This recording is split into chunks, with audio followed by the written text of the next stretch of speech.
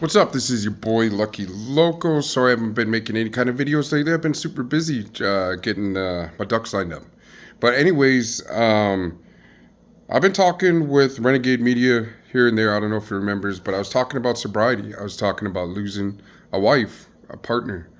But anyways, what I want to talk about is sobriety, and I caught on to his video of what he did of the mind altercations that he did to Wing off of the substance, and mine had just so happens to be alcoholism. I remember having my first taste of alcohol. I think probably like 4 or 5 years old, and I actually did catch a buzz. I was actually intoxicated, and that ever since then, I think I was like 11 or 12 when I started getting alcohol from the liquor stores. I'd wait outside and have people buy me booze, and it was just a never-ending story after that. Um, Alcoholism progresses. I definitely have to say, as a Native American, I don't believe alcohol is for our people. There's been cultures. There's been everybody else has been drinking wine throughout the thousands of years. Wine, mezcal, all that other fun stuff. You know what I mean? So with mine is alcoholism. It has to do with the upbringing. I've seen family members drink when they're happy, when they're sad, drinking just to drink, and then it becomes a habit, and then it becomes looks like fun. So as a kid, you kind of like, oh man, look at my uncle, everybody else having fun. So why not grow up and have some fun? So that's my introduction to alcoholism. That there's nothing wrong with it. That everybody else had a problem but me. So as the years went on, everybody had a problem. Failed relationships, jobs not understanding, family not understanding, roommates not understanding, landlord not understanding, just homelessness, and still finding a way to drink instead of eating. Alcoholism takes so much from you, and it's legal. It's right there. It's right where I want to get it, wherever I want, whenever I want. You could even get it in jail. You could even make hooch. I was even drinking in prison and county jail. So, I mean, go figure, right? Who would have thought, I hit rock bottom so many times and trying to get my life together, trying to get everything else going, and just this alcoholism, it's so overpowering and so sickening that it messes with your mind, tricks you into thinking that everybody else has a problem except you. So it was just years and years and years and years of abuse. And alcoholism, I believe, is way worse than heroin, methamphetamine, and all that other stuff. Excuse me. But it is accepted in the masses. It is accepted in the commercials at the Super Bowl championships. You know what I mean? There's always Bud Light or Budweiser commercials. There's always these things, but they'll never show the true nature behind it of the parental abuse, the lack of compassion of alcoholism. It says drink responsibly, and I understand that.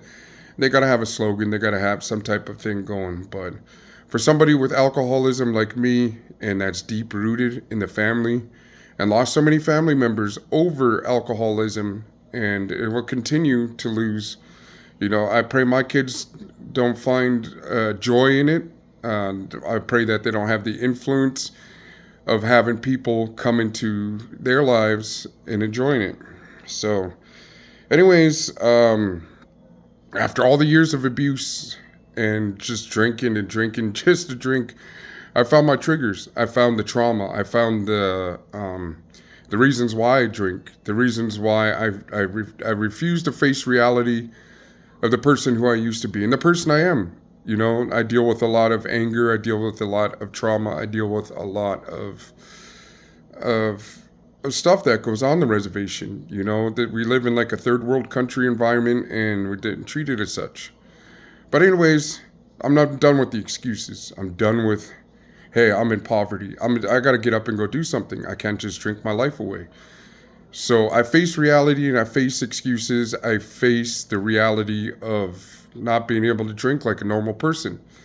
So, Renegade Media was talking about or Jay Hand, he was talking about using other substance to get off of that mindset, to sleep his stuff away. You know what I mean?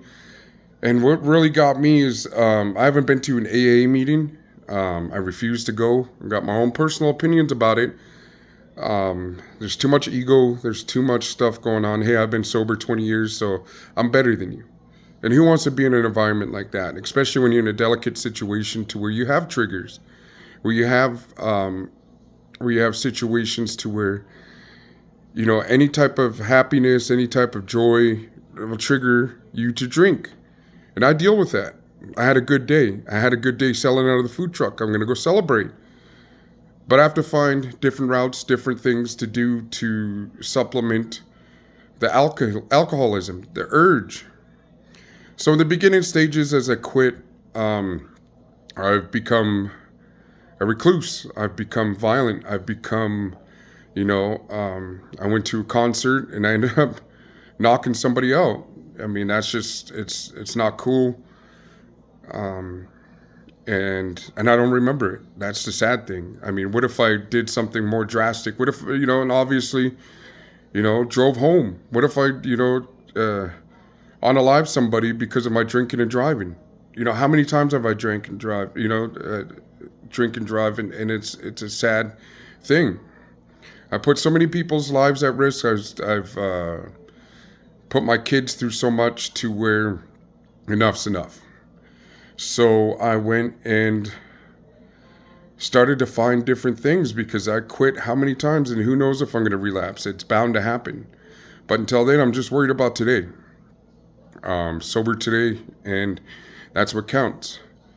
So as my mind altering urges to go drink, I would take edibles, marijuana edibles, and it would curb the urge to go out and mess up, to go drink, because your body craves it. Just like how Jay Hands was talking about, you get sick and stuff. The same with alcoholism. When you're coming off of it, you get shakes, you want that sugar rush, you want that high.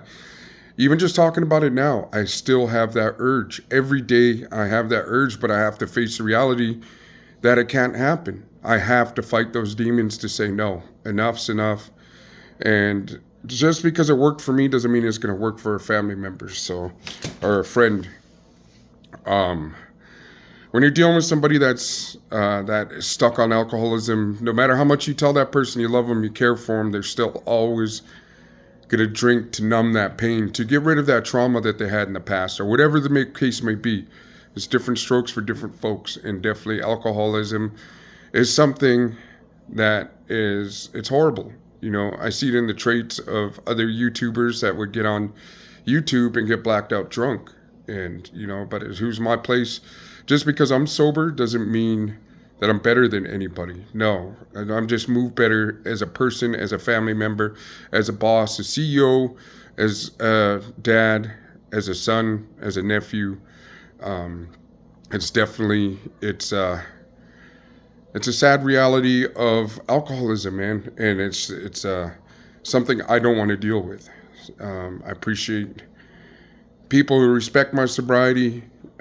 Just know that it's a hard thing to deal with. So if you have somebody that it's too late, they're far gone, there's a little glimpse of hope. But a lot of us that do drink to numb the pain, to get rid of the self-pity, whatever the case may be, trust me, we know what we're doing. And like I said, and that person has to love themselves enough to quit.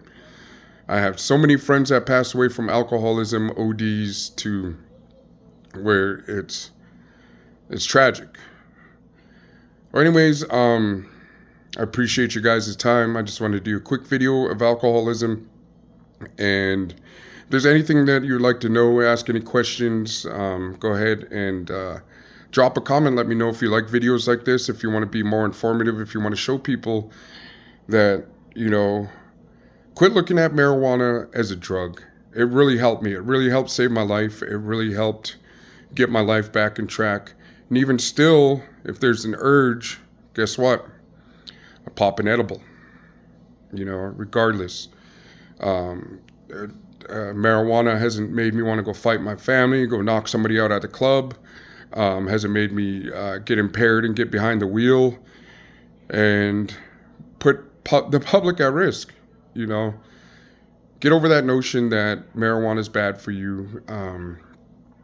There's nobody's passed from it. But yeah, there's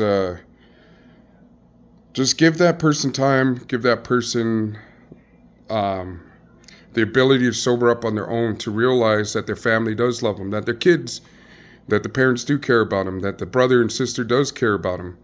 Because it does take time, and sometimes you just got to say goodbye. You know, sometimes you just got to, man, you know, enough's enough, and hopefully they get to see the light of sobriety. This is your boy Lucky Loco. Comment, let me know if you like these type of videos and if you'd like to hear more. I'm going to drop a few more videos on the sobriety of stuff too, because there's more to it. And thank you, Jay Hands, for commenting, you know, talking to me about certain things of getting like an interview going. You know, I'm not in this to make a career out of it. I'm not that entertaining. I do not have that charisma to where I can lead the masses of 100,000, 200,000 people. The ones that do watch, I do appreciate that you do watch this and you do support me. And that's all that matters, man. Almost at the 1,000 subscribers, and definitely appreciate you guys, man. Much love and respect from your boy Lucky Loco.